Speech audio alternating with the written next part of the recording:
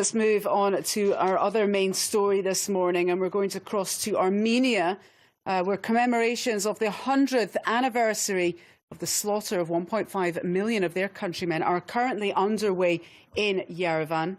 But on the eve of this ceremony, the German president appeared to reverse his country's position and describe the killings as genocide. Now, in his speech, Joachim Gauck also acknowledged the former empire's partial blame for the bloodletting.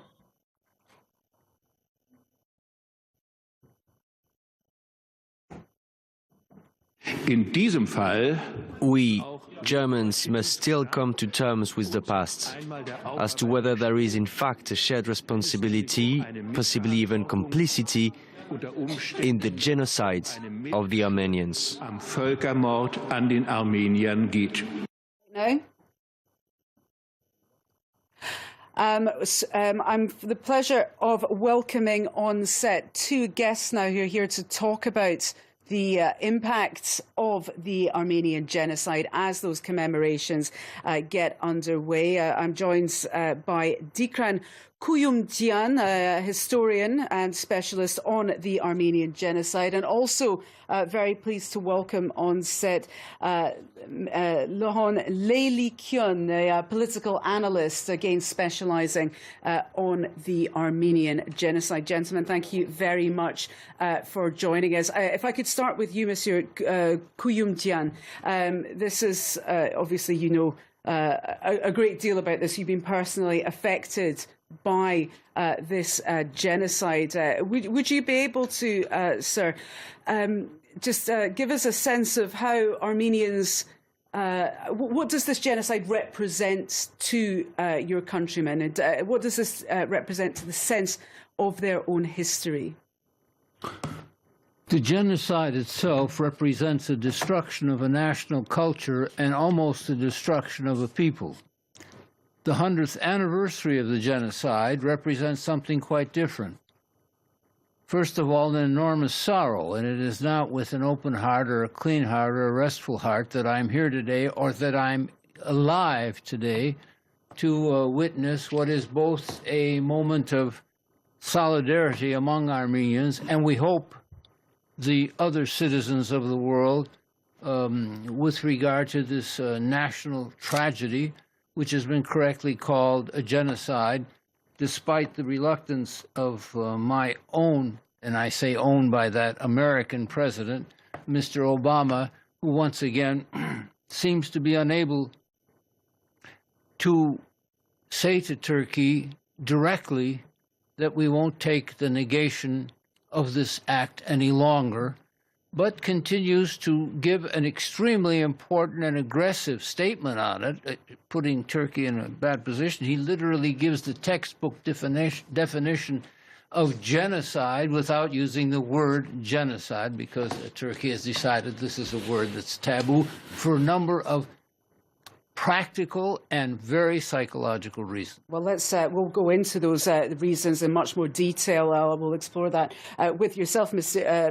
Leylekian. But first, I want to cross to our correspondent, Armenian Genocide. He's in Yerevan to report on those commemorations. He joins us now by phone. Armen, certainly there is lots of controversy regarding how we term what was essentially the slaughter of 1.5 million Armenians 100 years ago today.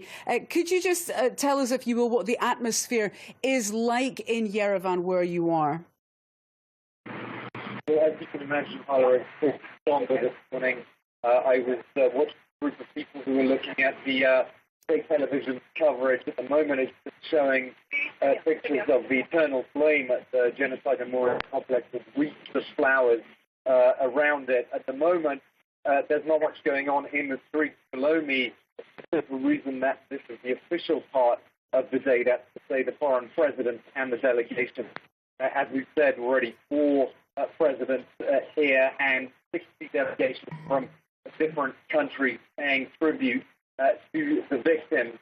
But for ordinary Armenians I've spoken to here, both from Armenia itself and from diaspora, the high point is going to be this afternoon and the evening. That's when they get a chance to go privately to the memorial perhaps to lay flowers there, and certainly to stand there and reflect on what this day means for them. Of course, they've been saying this is a special day. It's not like other commemorations, even though the choreography is going to be quite similar. But the fact is that this is a once-in-a-lifetime event for them.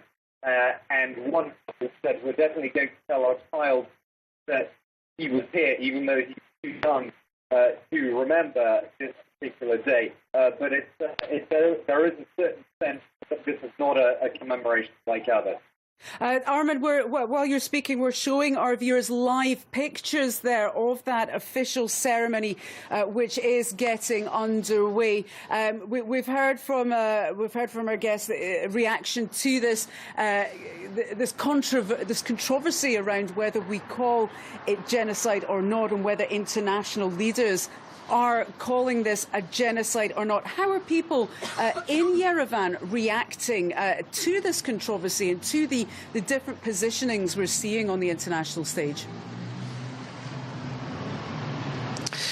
Well, people who I've spoken to have said that they appreciate the positioning of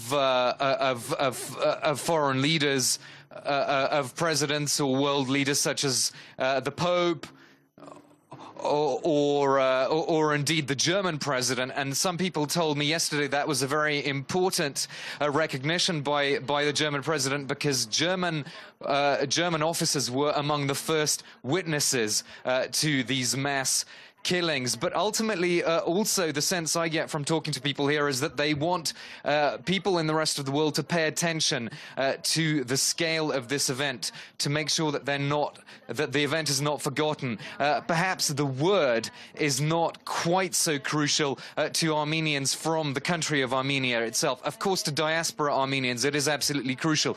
But there are a lot of people here I've spoken to who are Armenians from the state of Armenia, and for them, memory and recognition goes hand in hand with building a successful state. And as you know, Armenia has many problems, economic problems. Emigration is a big problem. And this puts a special responsibility, according to people I've spoken to, on the Armenian authorities to make sure that what remains of Armenia, after what could have been a larger country originally, had history turned out differently, that remaining country sort of makes the most of what it has. And that's a theme that you keep coming back to when you talk to Armenians from Yerevan itself. Okay, Armin Georgian, we'll leave it there just now. Thanks very much for joining us. It's good to see you in person as well.